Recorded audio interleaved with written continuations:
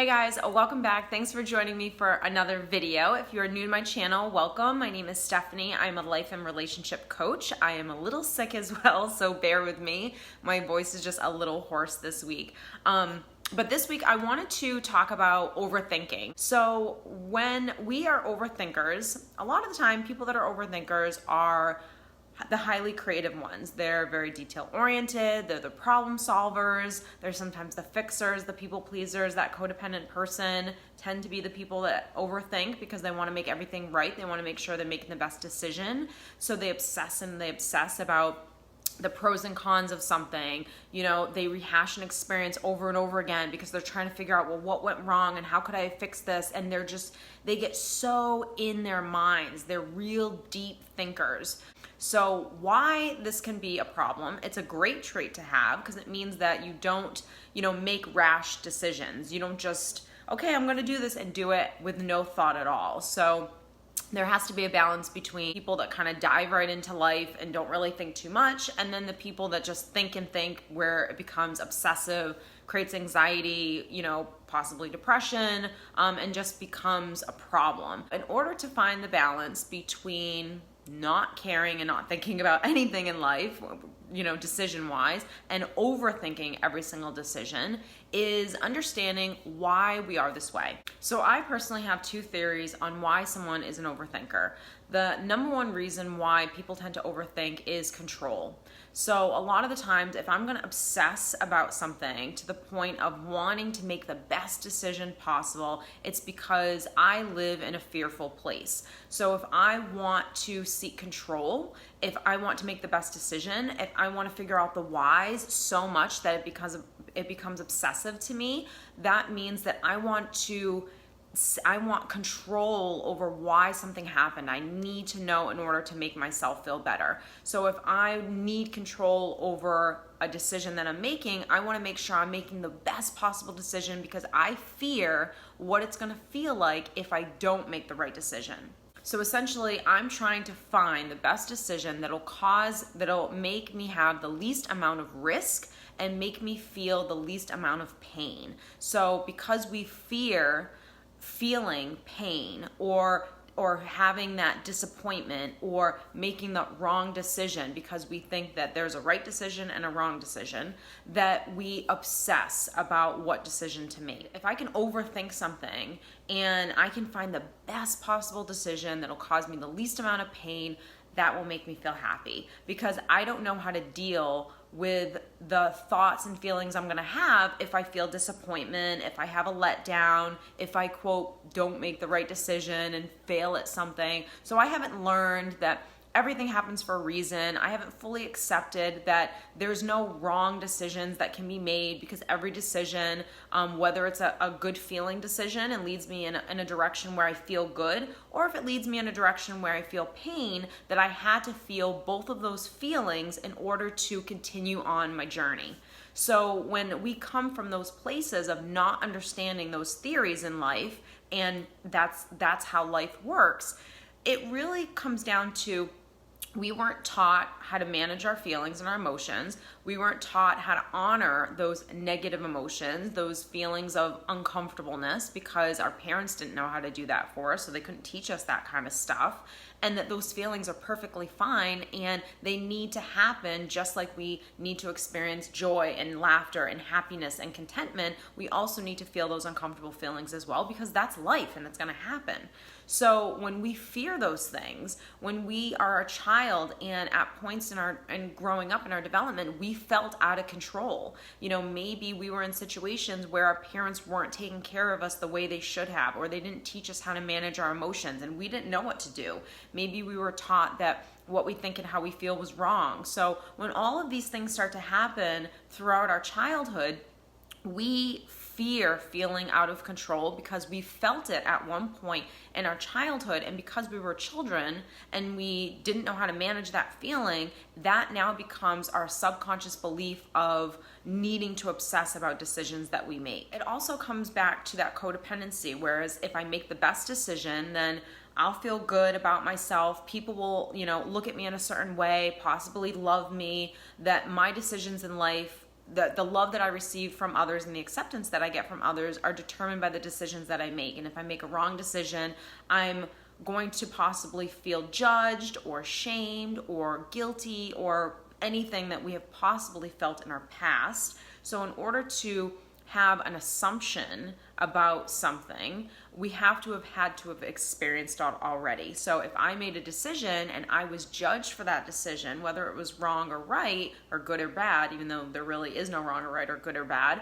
if I was judged, then I'm going to fear making decisions because I'm going to fear getting that judgment, and I'm going to fear getting that shame. So when we've been shamed, when we've been judged by our family, our friends, our parents, as we're growing up and we become adults, that becomes our program. That becomes the voice that's in the back of our head, is make sure you make a right decision because you're going to feel judged, or you better make a right decision because you're going to get shame from someone, or you're going to feel guilt, or whatever emotion that you felt growing up. Usually it was judgment. Now, the next reason why people might tend to overthink, and some people might disagree with me, and that's totally fine, but I believe that it also is an addiction. So if I'm a fixer, if I'm a people pleaser, if I'm codependent, then I need to make the best decisions to make sure everything's okay. And in order for everything to be okay, I have to examine decisions to make sure this is going to lead to the outcome that I want, which is everyone loving me, no one being upset with me, not really setting boundaries, or, testing the waters with everyone, just kind of coasting. So I can overthink that. I can examine every little aspect of a decision in order to make sure that I am making the right one. And when this happens time and time again, that, okay, I'm going to obsess about something to make sure I'm making the right decision because I don't want to feel any pain. I don't want to get any judgment from mom or dad or my sister or my friend or whatever. And I'm going to keep going in, and I'm already a thinker in general. I'm already creative. I'm already a problem solver. I'm already detail oriented. I already am these things. And if you tack on that fixer codependent, you just now heightened your, ability to overthink. So if I, over time, rehash experiences over and over again, and I stay so stuck in my mind, that behavior can become addictive. It can become the thing that you think is going to help you to feel the least amount of pain. And this is done on such an unconscious level. A lot of us aren't even aware that we're overthinkers. We might have been told by family and friends, oh, you're an overthinker. You definitely analyze, the decisions that you make in life, like to the extreme sometimes. But to us, in the day-to-day life that we live, we don't really even know that we're doing this until we get to the point of utter exhaustion and not being able to make any decision. And I know that's something I have definitely felt, where it's almost like I've thought about it so much that now I'm even more confused than when I originally started even thinking about making a decision on something. And that's extremely frustrating.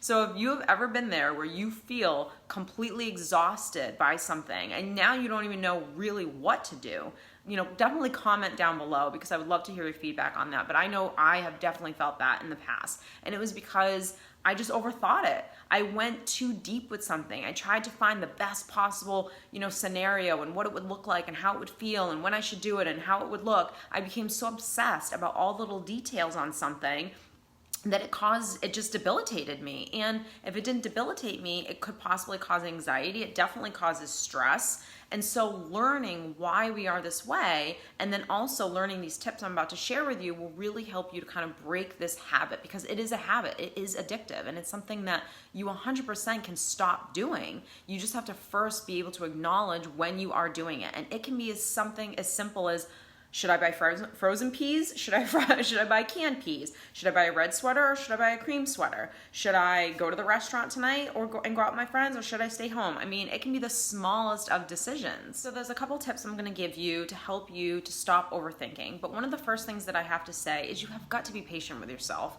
Everything that I talk about on this channel, learning how to love yourself, practicing healthy and positive self-talk, learning how to parent yourself, really building that self-esteem, building that self-worth. This is not stuff that happens overnight. And for the people that want a quick fix, and they say, okay, I'm gonna, do coaching, or I'm gonna watch videos, and I don't want to feel this way anymore. I really want to change my life. That's amazing. But you have to keep that momentum up. You have to keep that patience with yourself up. You have to keep this up in terms of a practice, because that's what it is. It's something that you're going to do for the rest of your life. The more you do something, the easier it gets, but it's always going to be something that is going to be a part of your day-to-day life. Just like people that work out regularly, that is a part of their day-to-day life. It's like showering to them. It's like eating breakfast in the morning. It just needs to happen day in and day out. And that's what, especially my coaching, that's what this is about. This is about you creating a different version of yourself, a healthier version of yourself, incorporating habits that you need to have in order for you to build that confidence, build that self-esteem, so you can have great relationships, so you can go after the job you want. But all of this stuff takes time. So that's just my little rant right there. But the first thing is you have to practice staying in the moment. And this sounds extremely simple, right? This whole live in the moment, like let's be in the moment, let's be mindful of this moment right here. But if you are an overthinker, that means you're a deep thinker. That means you enjoy thinking. So the aspect of spirituality and staying in the moment and mindfulness, all of that is stuff that you're equipped to handle, you're equipped to understand. There are some people that really can't go there spiritually. They can't really, or I don't want to say they can't, everyone can, but they don't want to practice being in this moment. So if you're struggling with overthinking, one of the things for me that I started doing was I said, okay, in this moment, what decision do I want to make? And the first answer that came up was always the answer that I went with. I said, okay, whatever comes up is the answer that's going to be true for me. Now, there's a difference between an answer coming up that is your truth and an answer that's coming up that's fear. And you will know when that fear comes up. So I had a client recently say that she takes a class at her gym. I think it was maybe a boxing class or something like that. She takes a workout class and she always goes with her friend. And her friend couldn't go this week. And she really wanted to go, but she doesn't like to go to the gym by herself. She gets anxious. She overthinks the situation, worries, what are people thinking? Everyone's looking at me. All of those obsessive thoughts that we sometimes think. So I asked her, okay, your friend can't go with you, but do you want to go? And she said yes. But she knew that by saying yes, that she was going to have to push herself out of her comfort zone and go by herself and not go with the comfort and the security of her friend. And I said, here's the thing. If you actually do this for yourself and push yourself, I don't care if in the middle of the class you get an anxiety attack. You need to be able to have that inner dialogue. You need to be able to self-parent yourself through every single thought, through the thoughts that you're having as you're driving there, the thoughts that you have when you walk in the door and the first person looks at you and smiles, the thoughts when you're actually in the class and you're focusing on what the instructor's doing, but now your mind starts wandering into those obsessive thoughts and that overthinking. You have to be able to parent yourself through each aspect of that situation, of that experience, of that night. And if you do this, you will build that muscle. And it is so important. So when her initial thought was fear, and she came up with some excuses on why she would probably not be able to handle the situation. And of course, I coached her through it and we broke down like all of the fears and everything like that. But in order to really stop yourself from overthinking, you have to be in the moment and you have to be able to parent yourself through these decisions that come up. So if I say, do I want a red sweater or a cream sweater? And I say, okay, well, I like red. No. You need to just say, what's the first thing that comes to your mind? So if an answer came up that felt like fear, you will know because you will feel it in your body. You won't feel light. You won't feel happy. You won't feel excited about the decision you're about to make. You'll feel a little tense. You'll feel a little worried. That's your fear. So the next thing is obsessing about a situation. So if we're obsessing about a past relationship, if we're obsessing about an interaction with someone, Susie said this and I should have said this, and we get so caught up in that dialogue inside of our minds of what happened or what should have happened or what I wish would have happened. So it's great to self-reflect and look at a situation, especially a past relationship, and say, okay, what could I have done better? What did this person do that kind of got under my skin or pushed a button, and where could I have kind of rose up, and maybe where I would do something different, in next time going forward. But when we become obsessed is when we are seeking answers that we may never get.